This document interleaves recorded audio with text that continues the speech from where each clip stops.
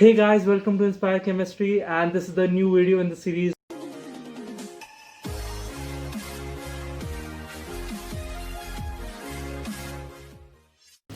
Really? कुछ ऐसा ही reaction होने वाला है आप लोगों का, क्योंकि आज हम आपके सामने लाए हैं 3 अनबिलीवेबल फैक्ट्स और इसके बाद हम डिस्कस करेंगे इनके बीच की केमिस्ट्री और science. So stay till the end and watch this video. Fact number 1. क्या आपको ये पोलर बियर व्हाइट नजर आ रहा है? You'll be like, what a silly question.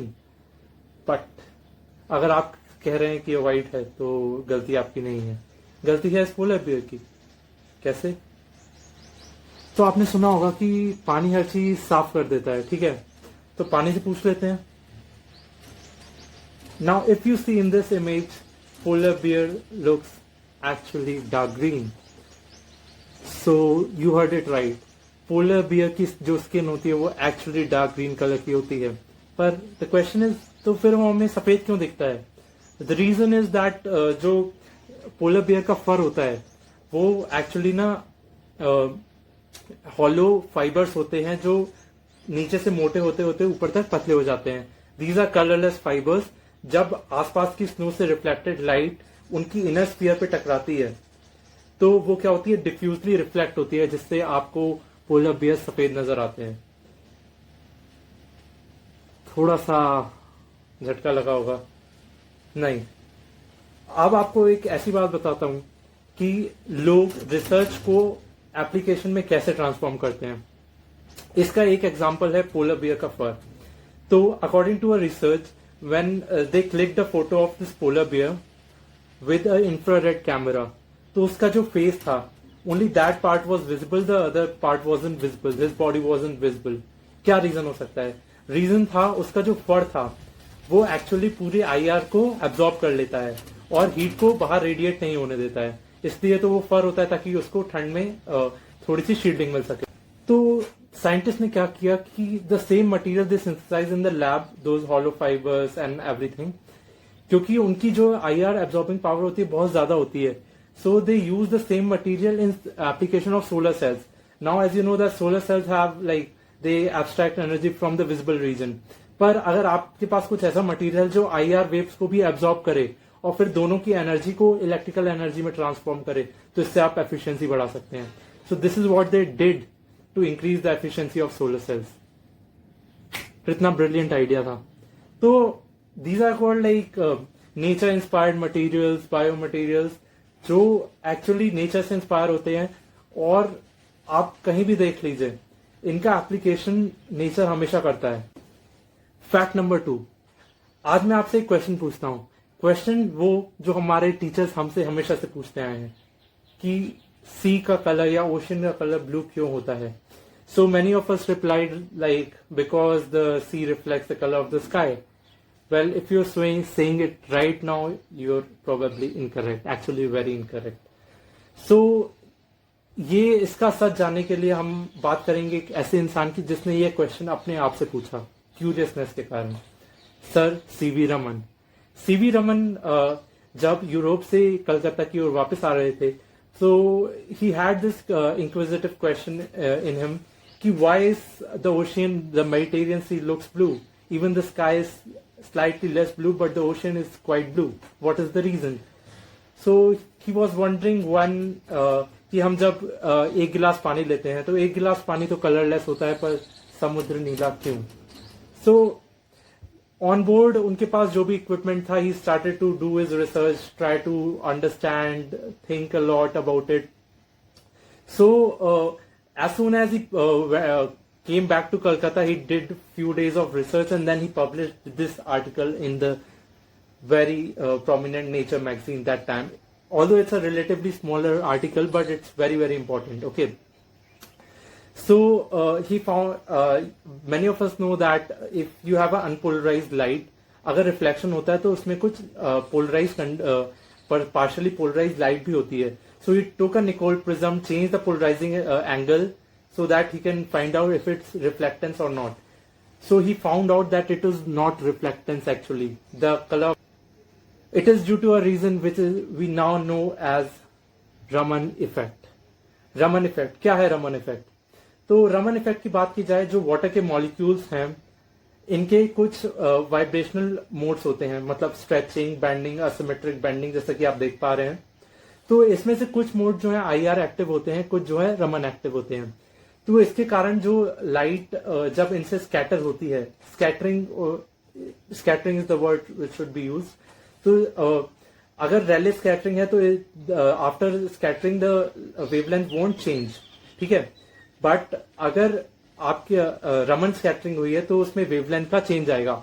Now if you look in ocean, there thousand millions of like uncountable molecules of water in it. So when the molecule of water absorbs that radiation, okay, तो वो जब scattering करता है तो उसकी जो wavelength होती है वो ब्लूइश रीजन में आती है, बाकी रीजन्स में नहीं जाती है, इसलिए वो हमें ब्लू दिखाई देता है। और कुछ लोगों का कहना, कुछ लोग हमसे ये प्रश्न करते हैं कि why is it only blue? So Raman told that it is not only dependent on the water molecules, but it also depends on thickness of the water body. So if you see this image here, the image अगर आप पहले शुरू से देखें, जो शोर का area है पानी कलरलेस है, फिर थोड़े से आगे जाने के बाद there is a tinge of greenish color and finally there is some bluish color, okay. So ऐसा क्यों है कि स्काई तो ब्लू ही है पर वाटर की तीन चीजें हमें नजर आ रही हैं? Because it depends on thickness of water. So if you have very small amount of water, it will first absorb the red region. When the thickness slightly increases, it will absorb the orange region. Then it will absorb the yellow region. जैसे जैसे depth बढ़ती जाएगी, अब वो green reason reflect, बाकी सब कुछ जो है एब्जॉर्ब हो जाएगा, सिर्फ ग्रीन बचेगा। और उससे भी ज्यादा अगर आपकी डेप्थ या थिकनेस है तो आपको वो चीजें ब्लू नजर आएंगी, क्योंकि our eyes are more susceptible to green and blue colour, तो हमें ये कलर ज्यादा नजर आते हैं। So this was a actually incredible example how curiosity can win you a Nobel Prize.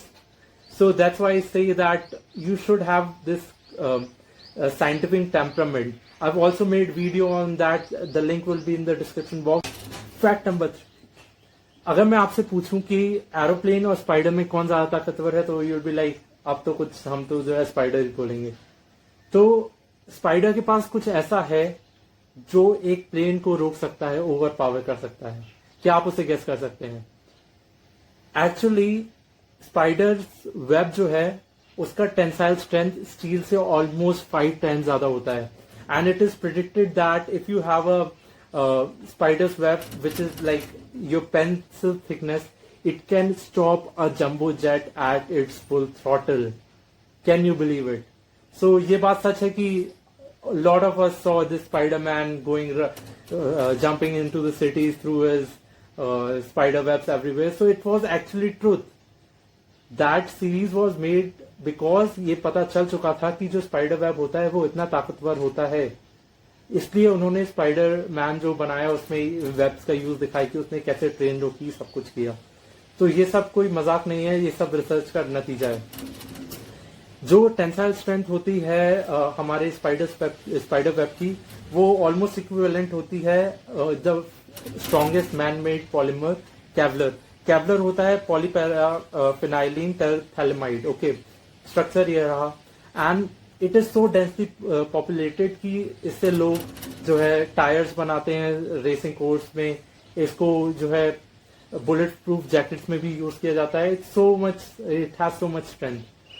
So these were 3 facts that I know you probably would have not thought about them, and it's really really important to bring these facts to your notice. So इससे हमें क्या पता चलता है? इससे हमें पता ये चलता है कि रिसर्च की इंपॉर्टेंस कितनी ज्यादा है। ये पता चलता है कि एक स्पार्क ऑफ क्यूरियोसिटी आपको नोबेल प्राइज जिता सकती है। तो मैं चाहता हूँ, we all want, our purpose of this video was to influence to step yourself towards research, कि रिसर्च कितना इंपॉर्टेंट है हर किसी के लिए। मतलब आप जानना चाहेंगे कुछ नेचुरल फिनोमेना जो कोई एक्सप्लेन ना कर पाया अभी तक, आप कुछ करेंगे ऐसी साइंटिफिक डेवलपमेंट टेक्निक्स जो मैनकाइंड के लिए हमेशा लाभप्रद होंगी। सो you will be like, your name will be remembered in this humanity. तो कुछ ऐसा करें जिससे सबका फायदा हो. So if you like this video, please hit the like button if it was really helpful for you, and please do subscribe for more informative videos. There's nobody else on the internet who brings such things in detail to you. So please share it with your friends so that they can also be benefited from it. And the whole purpose of making such videos is that we want to make our nation a good research output country. We are lacking behind from many countries, and we have the potential. So this video series in this regard is in this regard. So stay tuned, and that's all. Inspire Chemistry.